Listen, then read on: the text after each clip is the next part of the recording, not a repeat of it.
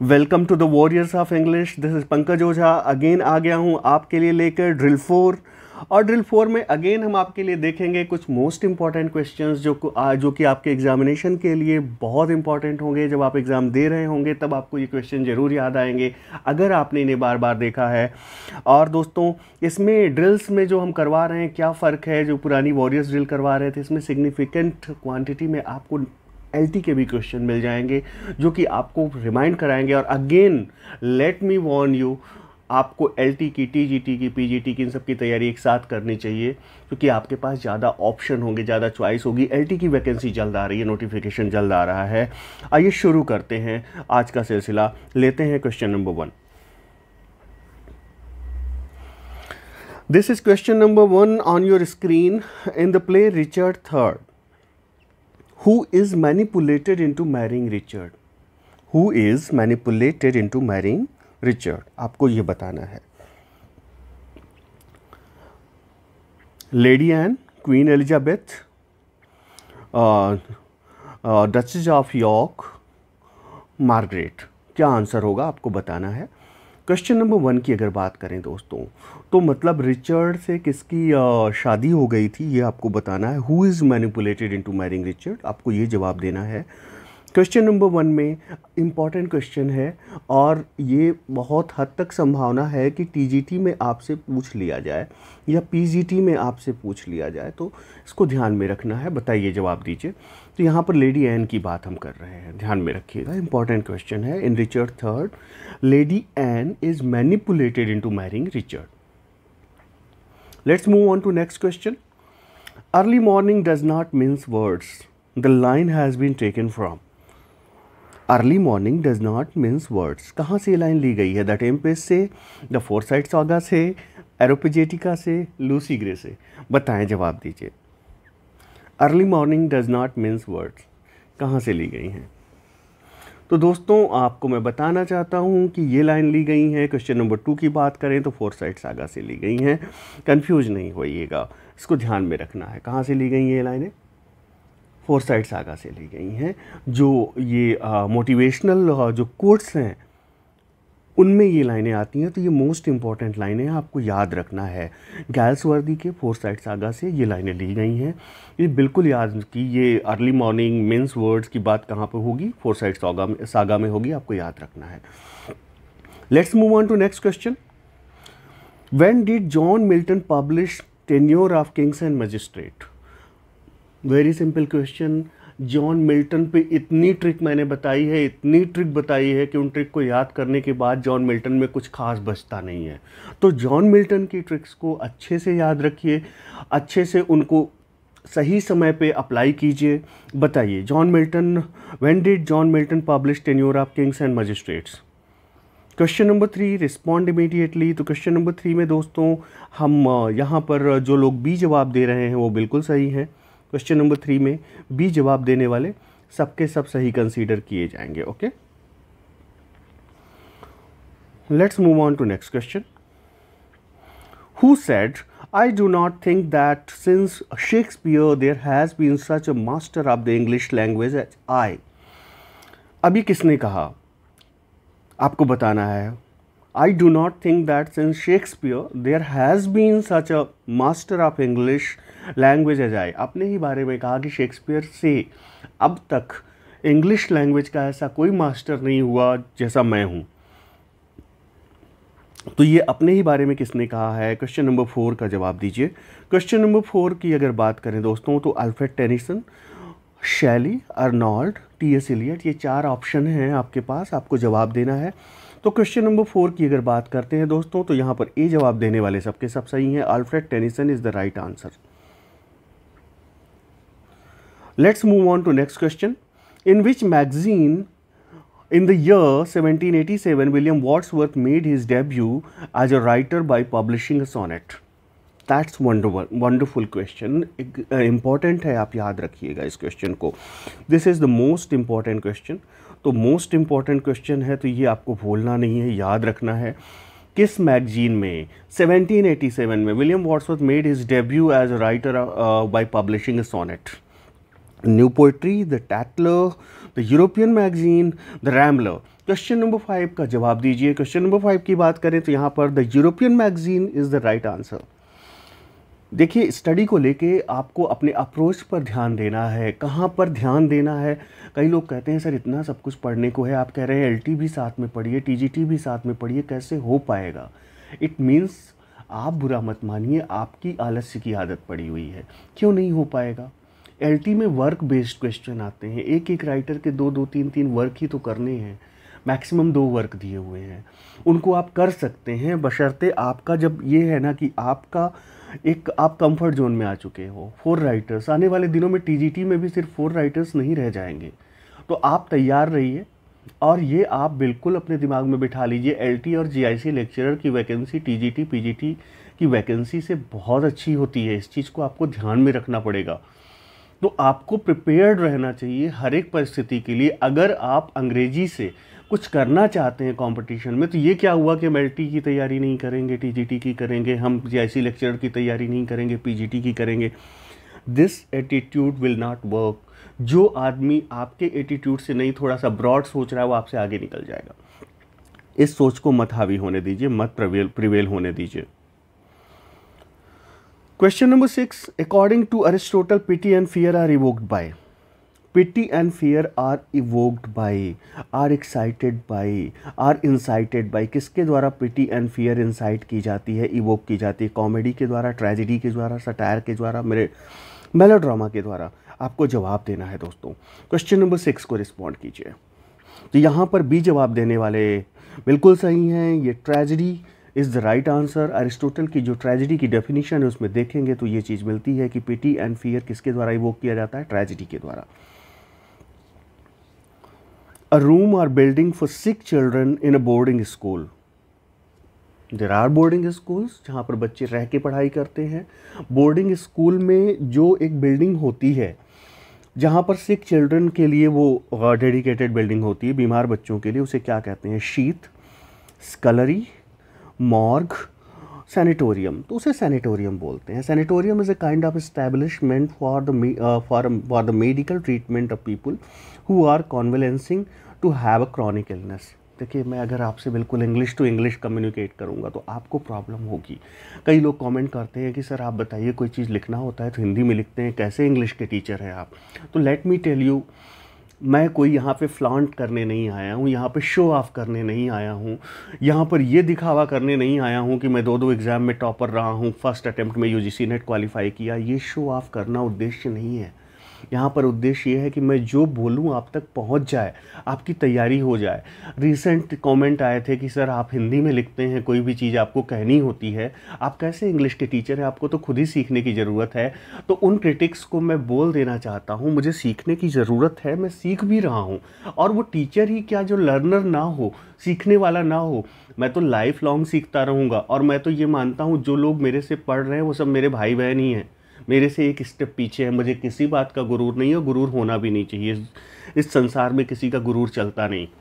अभी मुझे साल भर आए हुए हुआ, मेरे अगर 14,000 सब्सक्राइबर हो गए, इतने लोग हमारे से क्लास ले रहे हैं, मुझे किस बात का गुरूर होगा? मुझे तो आप लोगों के प्यार ने बनाया है।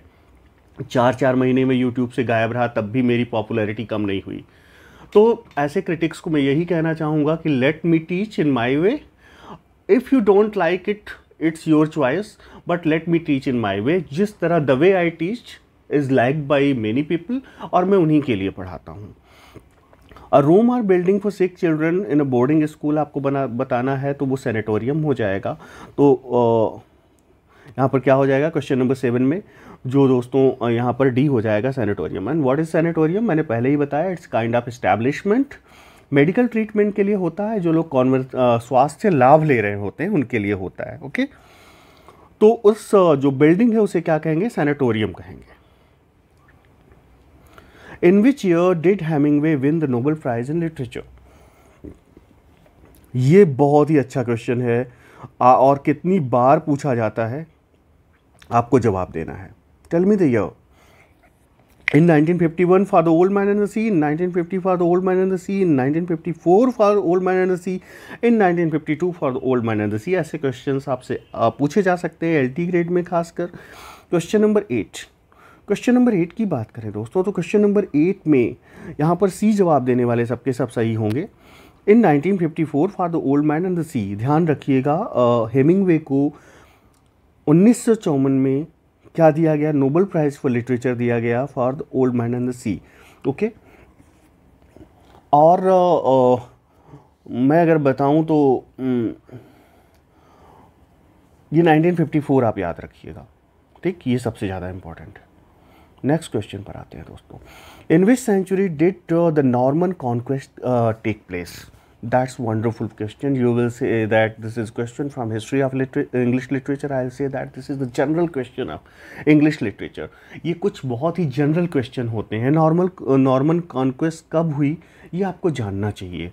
ओके, चूँकि ये अंग्रेजी साहित्य में एक बहुत ही बड़ी घटना थी नॉर्मन कॉन्क्वेस्ट। ओके, और इसमें हुआ था क्या, जो ये नॉर्मन्स थे ये नॉर्दर्न फ्रांस से आए हुए थे, ठीक है, और नॉर्मेंडी खासकर एरिया से, और ये नॉर्मन्स ने अंग्रेज़ों पर आक्रमण किया जो इंग्लैंड पर 1066 ईस्वी में 1066 में, देखिए 1066 में। ओके, ये आक्रमण किया था किसने? देखिए यहीं पर इंग्लैंड है, अगर आप यूरोप का मानचित्र देखेंगे सपोज ये इंग्लैंड है और यहाँ पर यहाँ पर फ्रांस है इधर, तो ये आक्रमण किया इन लोगों ने। कहने का मतलब ये फ्रेंच ने आक्रमण किया ब्रिटिश पे, हाँ, इंग्लैंड वालों पे। कब किया? और ये जिन लोगों ने आक्रमण किया उन्हें क्या कहा जाता था? नॉर्मन्स कहा जाता था, चूँकि ये फ्रांस के नॉर्मेंडी नामक क्षेत्र से आए थे। तो 1066 ईस्वी में 1066 में इन्होंने अटैक किया। ओके, कहाँ पर अटैक किया? इंग्लैंड में अटैक किया। तो वही क्वेश्चन आपसे पूछा गया है, in which century did the Norman conquest take place? तो ये हो जाएगा 1066 में। ओके, और उनका उद्देश्य क्या था? नॉर्मन्स का उद्देश्य क्या था? They wanted to have Norman king in England. वो चाहते थे कोई नॉर्मन राजा बने इंग्लैंड में। ओके, क्योंकि एंग्लो सैक्सन जो किंग है उसकी डेथ हो चुकी थी, तो वो क्या चाहते थे? कोई नॉर्मन। तो नॉर्मन कॉन्क्वेस्ट थे, जो लोग बिल्कुल नहीं जानते मत घबराइए, फ्रांस में के नॉर्मन्स ने इंग्लैंड पे आक्रमण किया 1066 ईस्वी में, और चूंकि उनका उद्देश्य था कि वो चाहते थे कोई इंग्लैंड में नॉर्मन राजा बने, वो जो नॉर्मन्स की जीत हुई 1066 में हुई, उसी को पूछा गया है। तो 1066 का मतलब क्या हुआ? 11वीं शताब्दी हो गया ना, 11th सेंचुरी। तो यहाँ पे क्वेश्चन नंबर 9 में जिन दोस्तों के जवाब बी आ रहे हैं वो बिल्कुल सही हो जाएंगे। Next question, the 18th century in English literature is also called. 18th century को इंग्लिश लिटरेचर में किस नाम से जाना जाता है? आपको बताइए। The age of puritanism, the age of reason, age of sentimentalism, the age of excessive passion. 18th century को किन किन नामों से जाना जाता है? तो ये किस और नाम से जाना जाता है, यहाँ पर ये पूछा गया है। तो अगर हम बात करें क्वेश्चन नंबर 10 की, तो क्वेश्चन नंबर 10 में दोस्तों जो लोग बी जवाब दे रहे हैं वो बिल्कुल सही हैं। Let me tell you about 18th century, the enlightenment, the great age of reason इसे कहा जाता है। Period of rigorous scientific political and philosophical discourse भी इसे कहा जाता है, क्योंकि इस समय जो साइंटिफिक क्षेत्र में, पॉलिटिकल एरिया में और फिलोसॉफिकल एरिया में बहुत सारी डेवलपमेंट हुई। ओके, तो इन चीज़ों को ध्यान में रखिएगा। Fear of hospitals, fear of hospitals को क्या कहेंगे आप बताइए? माइसोफोबिया, पैथोफोबिया, ऑक्टोफोबिया, नोसोकोमेफोबिया। क्वेश्चन नंबर 11, तो क्वेश्चन नंबर 11 में चारों विकल्प आपके सामने दिए हुए हैं, आपको रिस्पॉन्ड करना है। यहाँ पर डी जवाब देने वाले सबके सब सही हैं दोस्तों। नोसोकोमेफोबिया, ये नोसोकोमेफोबिया क्या है? Anxiety disorder that involves N intense overwhelming fear of hospitals. Hospital में जाते ही हाथ पांव फूल जाएंगे। जो नोसोकोमेफोबिया का शिकार होंगे उन्हें बहुत एंजाइटी होती है, बहुत परेशानी होती है जब वो हॉस्पिटल में एंट्री करते हैं या हॉस्पिटल में जाते हैं।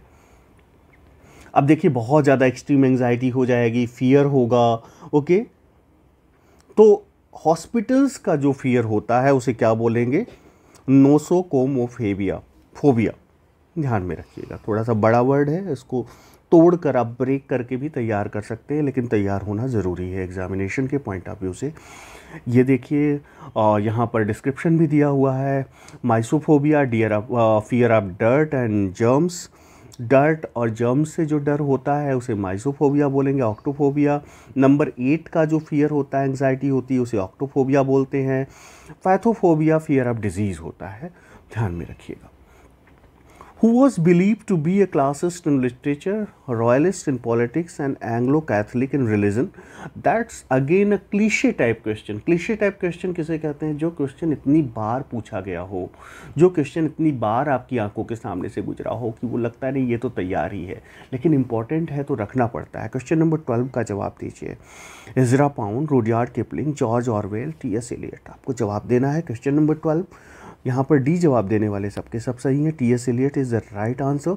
T S. Eliot was believe to be classicist in literature, royalist in politics and Anglo Catholic in religion. Which novel of John Galsworthy began the series known as Forsyte Saga? किस novel से Forsyte Saga की series शुरू होती है? आपको बताना है। Question number 13 को रिस्पॉन्ड करना है। Awakening, the man of Property, the Country House, the Freelands को बताना है। क्वेश्चन नंबर 13 का रिस्पॉन्ड करना है। क्वेश्चन नंबर 13 की बात करें तो man of property is the right answer. Man of the property is the novel from which the series of foresight saga began. Okay, the man of property याद रखिएगा, और कब ये पब्लिश होता है ये भी याद रखिएगा। To serve there with my maker and present my true account lest he returning child. ये लाइनें अगर आपने पढ़ी होगी, लाइन बाय लाइन एक्सप्लेनेशन किया गया है मिल्टन के ऑन हिज ब्लाइंडनेस का। मिल्टन की और भी जो पैराडाइज लॉस्ट की लाइनें जो एलटी के सिलेबस में हैं उनको भी लाइन बाय लाइन बखूबी बहुत अच्छे से मैंने एक्सप्लेन किया हुआ है। आप इन चीज़ों को अवेल कर सकते हैं। और इस समय हमारे ऐप पर आप जब जाएंगे, आप हमारा ऐप ओपन कीजिए जिसका डिस्क्रिप्शन मैं हमेशा लिंक में दे देता हूँ, तो वहाँ पर जाके वसु 70 आपको कूपन कोड अप्लाई करना है, वसु 70, और you will get heavy discount. 1 year की वैलिडिटी के साथ आपको हैवी डिस्काउंट मिलेगा। 70% हमारे कोर्सेज पे डिस्काउंट मिलेगा। You can avail if you wish, otherwise YouTube is for free to everybody. Okay, तो यहाँ पे बताना है, तो यहाँ पर आपका आंसर ऑन हिज ब्लाइंडनेस हो जाएगा। यहाँ पर इन लाइनों का अर्थ जो है वो आप जानते ही हैं। मिल्टन को ये चिंता है कि मेरा जो मेकर है, जो मेरे ईश्वर हैं, अगर मैं अपनी प्रतिभा का यूज नहीं कर पा रहा हूँ चूँकि मैं ब्लाइंड हो गया हूँ, तो उनके पास जाने पर मुझे चाइड मिलेगी, मुझे स्कोल्डिंग मिलेगी, मुझे रेप्रीमैंड मिलेगा, मुझे भगवान से डांट पड़ेगी। ठीक है, ऐसा वो कह रहे हैं। The aesthetic movement which blossomed during the 1880s was not influenced by. अब एस्थेटिक मूवमेंट था जो ब्लॉसम हुआ। ब्लॉसम मतलब फला फूला जिसे कहते हैं, जिसे हिंदी में कहते हैं पल्लवित और पुष्पित होना। तो कब ब्लॉसम हुआ? 1880s में। किससे प्रभावित नहीं था? ओके, ये पूछा गया। तो पहली चीज़ तो ये जान लीजिए एस्थेटिक मूवमेंट क्या होता है। एस्थेटिक मूवमेंट, अब देखिए एस्थेटिक मूवमेंट क्या था। इसने बेसिकली निंदा की मिडिल क्लास वैल्यूज की। ओके, और आर्ट फॉर आर्ट सेक का इन्होंने नारा दिया। आर्ट और लाइफ, जो आर्ट फॉर आर्ट सेक के लिए इन्होंने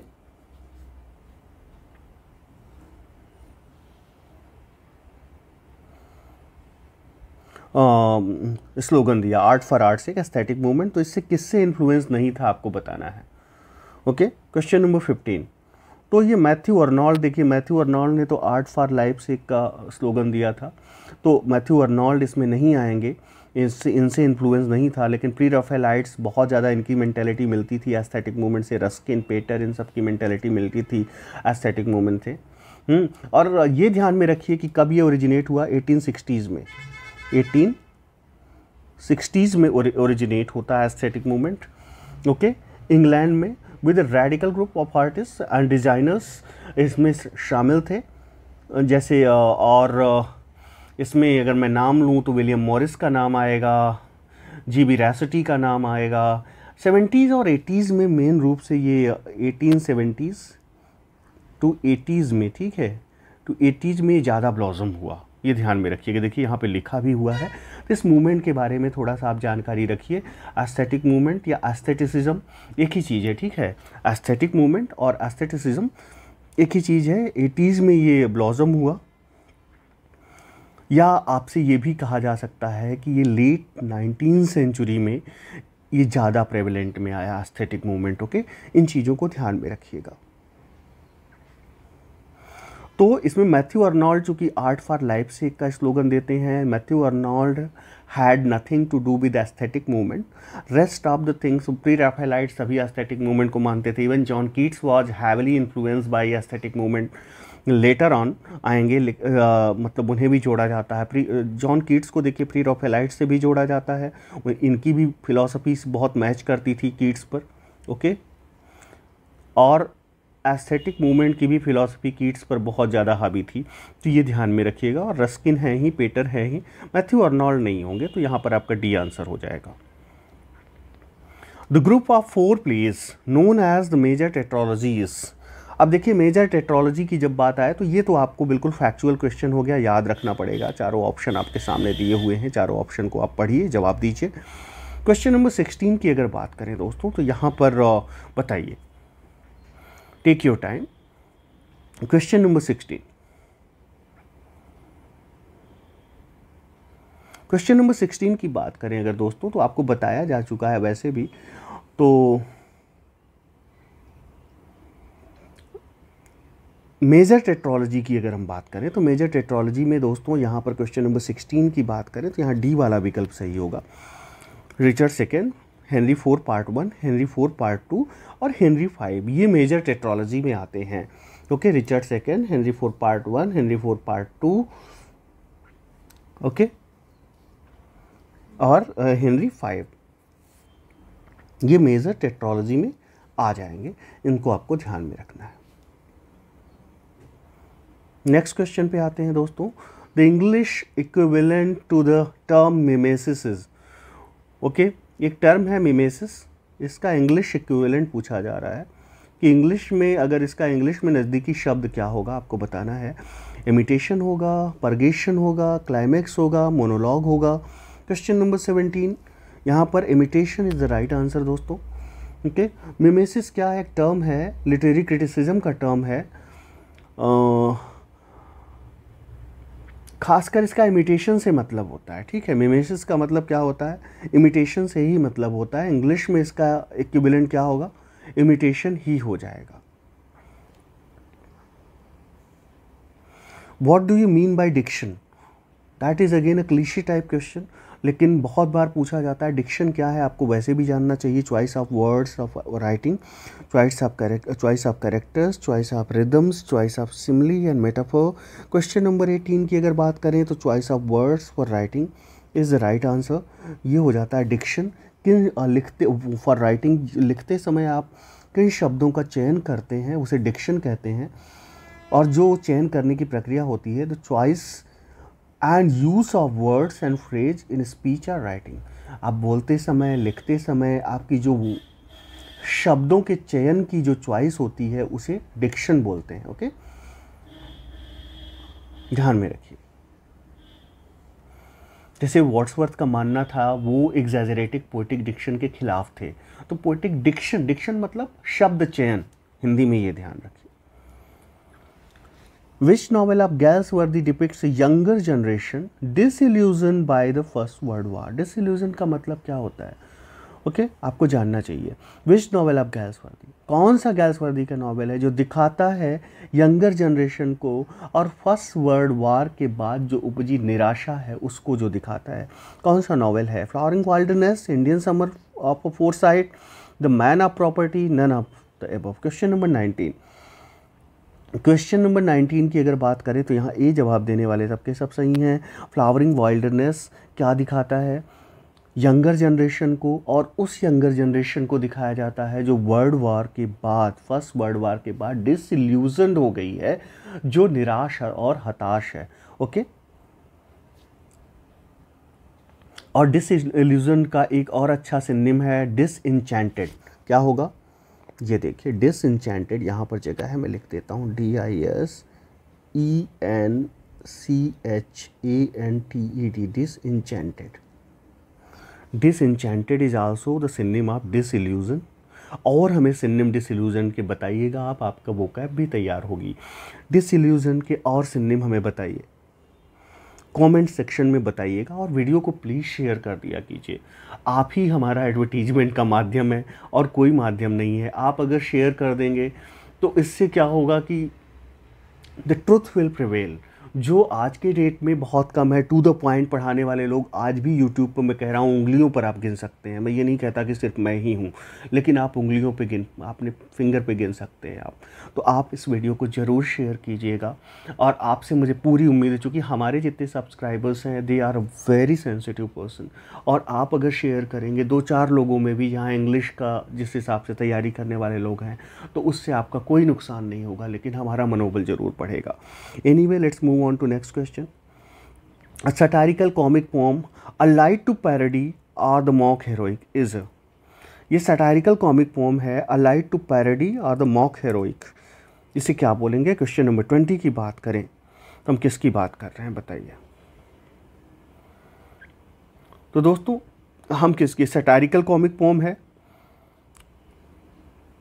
मिलती जुलती है पैरडी से, मॉक हेरोइक से, तो हम बात कर रहे हैं यहाँ बर्लस्क की। दोस्तों बर्लस्क क्या होता है? बर्लस्क एक एग्जैजरेटेड इमिटेशन होता है किसी चीज़ का। It's a kind of imitation, okay, imitation होता है। तो एग्जैजरेटेड इमिटेशन होता है, ध्यान में रखिएगा।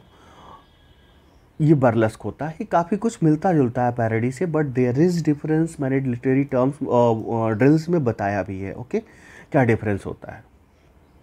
हाई बर्लस्क होता है, लो बर्लस्क होता है। अगर आप बता सके तो कमेंट में बताइएगा, क्या हाई बर्लस्क है, क्या लो बर्लस्क है। मॉक एपिक किसका एग्जाम्पल है? हाई बर्लस्क का एग्जाम्पल है, लो बर्लस्क का एग्जाम्पल है, आप बताइएगा, ठीक है। एनीवे दोस्तों, आज के ये 20 क्वेश्चंस थे। आज के 20 क्वेश्चंस हम लेके आए थे आपके लिए, जो कि एलटी के लिए, टीजीटी के लिए इक्वली इम्पॉर्टेंट हैं। इनको देख लीजिएगा आप। और इन 20 क्वेश्चंस के अलावा जल्द ही आपके लिए वोकैब पर हम कुछ लेके आने वाले हैं, एक डिफरेंट चैनल के साथ। वोकैब के लिए आपको ढेर सारा मैटर, और वोकैब को बिल्कुल बेसिक से समझाएंगे। जो बहुत लोगों की प्रॉब्लम है कि वोकैब पे उन्हें कमांड नहीं है, हम जैसे दबे, I will make you understand, कभी वोकैब भूलेगी ही नहीं। Thank you very much. जल्दी वोकैब पर आपको कोई ना कोई हम गुड न्यूज़ देते हैं, आप उस हिसाब से वोकैब को फॉलो कीजिएगा। वोकैब की आपकी प्रॉब्लम, ग्रामर की प्रॉब्लम, कोई प्रॉब्लम नहीं रह जाएगी। Thank you very much for watching this session. Thank you very much. Channel को लाइक, शेयर और सब्सक्राइब करना ना भूलें। और हाँ, एक बात और, देखिए बेल आइकन को ज़रूर दबा लीजिए। बेल आइकन को प्रेस करने से क्या होता है, आपके पास तुरंत नोटिफिकेशन पहुंचेगा। तो आप सब्सक्राइब जब कर रहे होते हैं तो ये मेक श्योर कर लें आपने बेल आइकन को प्रेस किया है कि नहीं, ओके। ऑल पे टिक कर देंगे जब बेल आइकन को प्रेस करने के बाद, जब ऑल पे आप टिक करेंगे तो आपके पास हमारे सारे नोटिफिकेशन पहुंचेंगे। इस बात का ध्यान रखें। Thank you very much for watching this session. Thank you. God bless you all.